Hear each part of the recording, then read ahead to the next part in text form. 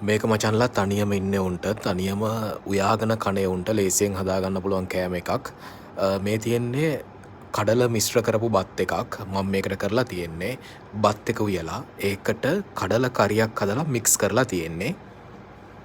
මේක මචං ෂණිකව හදාගන්න පුළුවන්. ඉතින් මේකත් එක්ක වෙන කෑම ඕනේ නැහැ. කියන්නේ වෙන කරි වර්ග ඕනේ නැහැ. මේක එක්ක විතරක් හොඳට බඩ පිරෙන්න කන්න පුළුවන්. ඉතින් තනියම උයාගෙන කන කට්ටියට මම හිතනවා මේක වැදගත් කෑම එකක් වේවි. තනියම නෙමෙයි ඉතින් ගෙදරක ඉන්න අයට උනත් හදලා බලන්න පුළුවන්. මේක හරිම රසයි. හොඳට ක්‍රීමි ගතියට කඩල කරි එක හදලා බත් එකට මික්ස් කරලා ගන්න. හැබැයි හදලා පැයක් දෙකක් ඇතුළත මේක කන්න ඕනේ. නැත්නම් නරක වෙන්න බලනවා. ඉතින් ඔයාලත් හදලා බලන්න මේ රසම රස කඩල බත් එක.